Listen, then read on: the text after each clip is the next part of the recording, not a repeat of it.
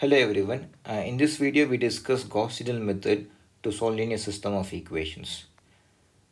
Basically it's an iterative method useful to solve n cross n linear system of equations, and this allows us to control round of errors. Now let's understand the algorithm, Gauss Seidel algorithm to solve this linear system of equations. For this, let's consider this n cross n linear system of equations. An algorithm goes like this.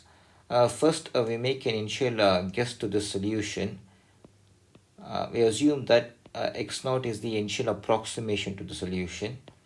Let me consider this column vector, x1 naught, x2 naught, and so on, xn naught. Now using this initial approximation, now we construct a sequence of vectors. We construct a sequence of vectors. Now if I say vectors, it's a column vector. These are called iterates. The first approximation to the solution, x1, this is first term in the vector in the sequence. This is x2, second approximation to the solution, and so on. This nth approximation, dot dot dot. And this sequence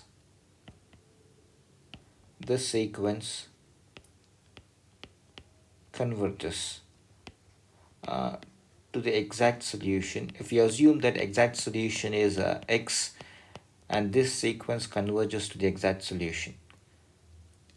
And this sequence converges when the system is diagonally dominant. That is, that's a sufficient condition for the convergence of Gauss Seidel method. We want the system to be strictly diagonally dominant. Let's understand the definition of diagonally dominant. A system Ax is equal to B is said to be diagonally dominant if this coefficient matrix A satisfies this condition. Now what exactly is this? Yeah, this is a absolute value of a diagonal entry in any row, and this must be strictly greater than sum of absolute values of all the other entries.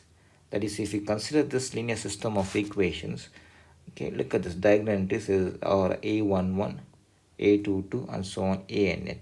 If I take instance a first row, a11, absolute value of this entry must be strictly greater than sum of all the other entries, that is absolute values of all the other entries in the same row. It should be greater than absolute value of a12 plus a13 plus and so on plus absolute value of a1n. Similarly, if I consider absolute value of a22 in the second row, this must be strictly greater than absolute values of all the other coefficients, a21, a22, and so on, a2n. When each and every row satisfies these conditions, then we say that the system is diagonally dominant. Okay. Look at this example. This system of equations is diagonally dominant. Why? Because this 4, absolute value of 4 is strictly greater than absolute values of coefficient of other variables, that is 1 and 2. If we consider second equation, diagonal entry is 5, absolute value of 5 is strictly greater than 3 plus 1. And the third row, absolute value of 3 is strictly greater than 1 plus 1. Therefore, this system is diagonally dominant. Now we see a Gauss Seidel technique. Now this is a technique to generate the sequence of vectors. As I mentioned earlier, now we consider this initial approximation x0. Okay, this can be any approximation as long as the system is diagonally dominant. This can be any numbers. Using this initial approximation, we can construct this first approximation, that is first entry in this sequence. Then using this first approximation, we can construct the second approximation and so on.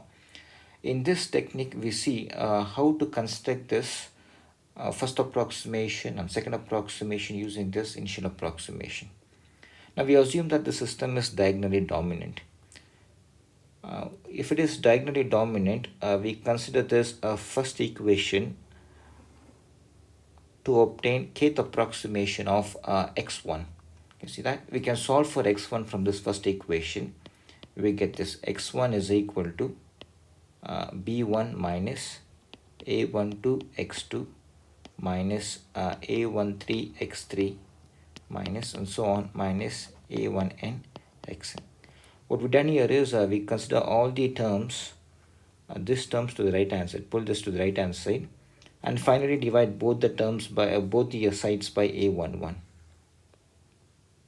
We get x1, and the kth approximation of x1 is found using k minus 1th approximation of x2, x3 and so on. Because if k is equal to 0, if I have an initial approximation, then we can find our first approximation. Okay.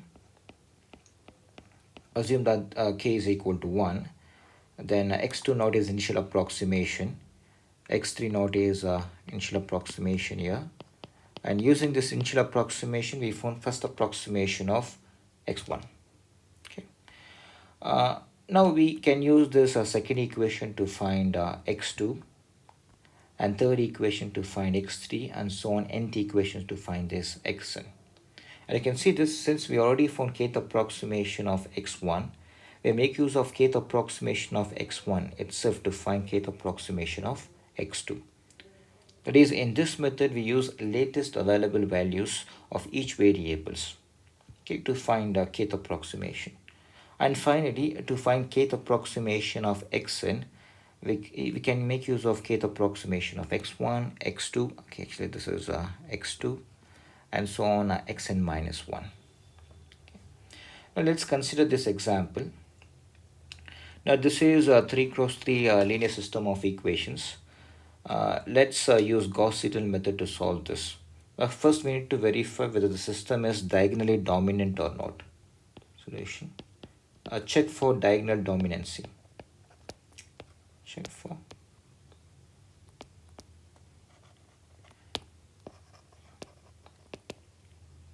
diagonal dominance. Okay, clearly this 4, 5 and 3, all these are diagonal entries, and this 4 is strictly greater than absolute values of coefficients of other variables, that is 1 plus 2 in this case, and 5 is strictly greater than 3 plus 1. I think this is the same example which we considered earlier to check for diagonal dominance. Now once this is diagonally dominant, then we can make some initial approximation. The initial approximation can be anything. Using that we can construct a sequence of iterates such that the sequence converges to exact solution. Okay. Let us consider the initial approximation as 0, 0 and 0. Okay. That is x1 naught is 0, sorry, x is 0, y naught is 0 and z naught is 0. Now we see how to construct this. Okay, we already learned that, right? How to construct this first approximation, second approximation and so on. First approximation x1. Okay, to find this, let's consider this technique. Okay, let me clean this.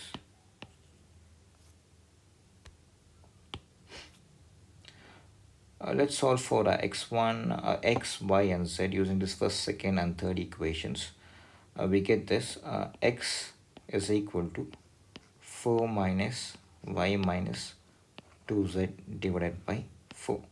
And kth approximation of x is found using k minus 1th approximation of y and z. And kth approximation of y, this can be obtained using second equation, which is 7 minus 3x minus z divided by 5. We can say just to find this kth approximation. Since we already found kth approximation of x, we can make use of that, and k minus 1 approximation of z. And finally, kth approximation of z can be found using last equation, which is 3 minus x minus y divided by 3. I can make use of kth approximation of x and kth approximation of y. Okay. Look at this. Using this, we can find first approximation, second approximation, and so on. First, we put k is equal to 0. Okay, let me continue this here. First approximation. Now we put k is equal to 0. Now we get this x1 first approximation. This is equal to 4 minus, okay, let's say this, that's 4 minus y 0 minus 2 z0 divided by 4, right? We have this, yes. And this is equal to, okay, we know that this is initial approximation, x is equal to 0, y is equal to 0, z is equal to 0, that this becomes 1. And first approximation of y is 7 minus 3x minus z, first approximation of x, and initial approximation of z divided by 5. Is this correct? Let's see this. 7 minus 3x minus z divided by 5. Yeah. This is 7 minus, the first approximation of x is, this is x is 1. We get 7 minus 3, which is 4. 4 divided by 5 is 0.8. 3 divided by 5. This is equal to 0.8. Now first approximation of z, this is equal to 3 minus first approximation of y minus first approximation of x divided by 3. Now this is equal to, look at this, we are making use of our latest available values, okay, to find this first approximation of z, because we already found first approximation of x and first approximation of y, which is 3 minus 1 minus 0.8 divided by 3. This is 2 minus 0.8 is 1.2 divided by 3 is 0.4. Okay, thus first vector in the sequence is this 1, 0.8 and 0.4. This is the first approximation to the solution. Now similarly, we make use of this first approximation to find the second approximation. Okay, second approximation. To find this, we put k is equal to 1. We get this x second approximation is 4 minus y first approximation minus 2 z first approximation divided by 4, which is equal to, okay, now put y1 is equal to 0.8 and z1 is 0.4. 4 minus 0.8 minus 2 times 0.4 divided by 4, and simplifying this, I suppose we get 0.6. Now we find second approximation of y. This is equal to 7 minus 3x second approximation of x minus z first approximation divided by 5, which is equal to 7 minus 3. What is x2 now?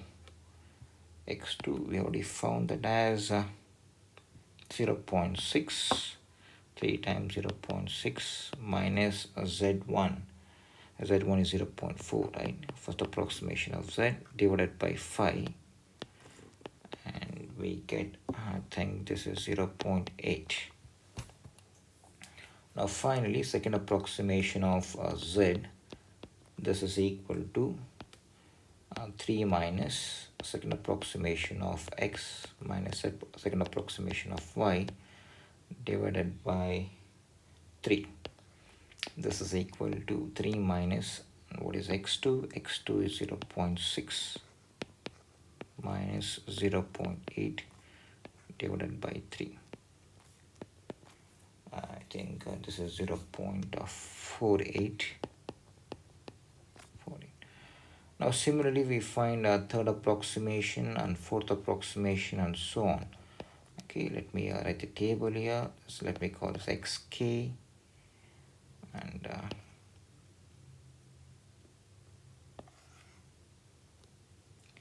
yk,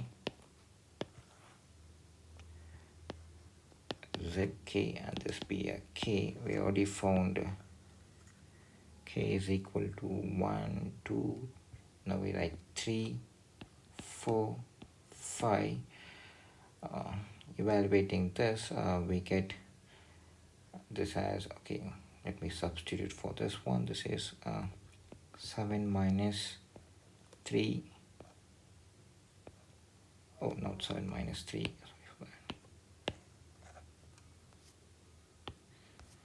can see that this is 4 minus y2 minus 2z2 divided by 4.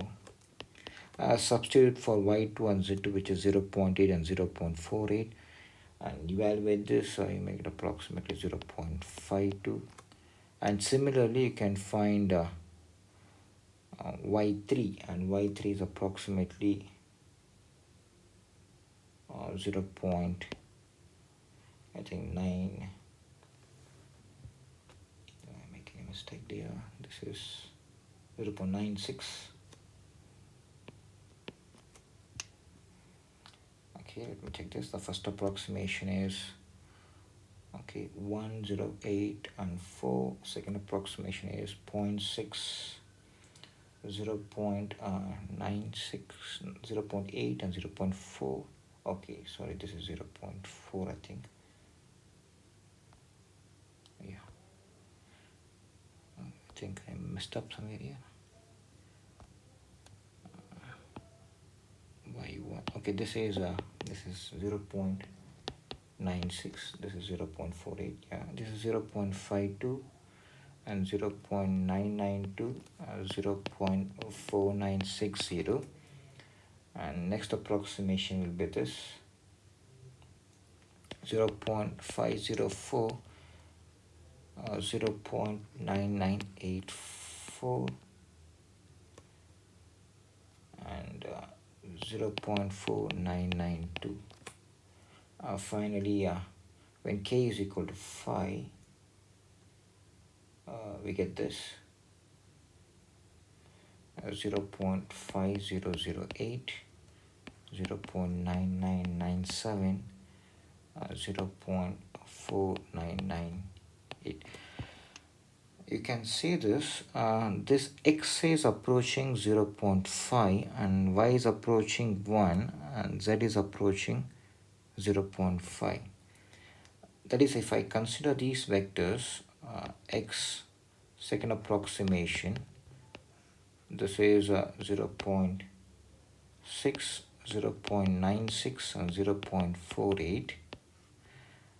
X, third approximation, is 0.52, 0.992, 0.4960. These are the vectors. Okay, the second term is the vector, third term is the vector. Sorry, these are the sequences. First, second term in the sequence, third term in the sequence, and fourth term in the sequence is this 0.504, 0.9984, 0.4992, and the fifth approximation is this vector. As I mentioned, the sequence of vectors approaches to the exact solution. We cannot find exact solution exactly. Why? Because since this sequence has infinite number of terms, as number of terms increases, and this large term, when n is very very large, that will be very very close to exact solution. Since the sequence is converging, definitely as n is very large, that will be very close to exact solution. Now we stop the process once we get this desired accuracy. But from this it is clear that this x is converging to a 0.5 and y is converging to a 1 and z is converging to 0.5. In this case, we can say that x is approaching 0.5, y is approaching 1 and z is approaching 0.5. Thus the solution is 0.5, 1 and 0.5. This is end of Gauss Seidel method. We stop here. Thank you.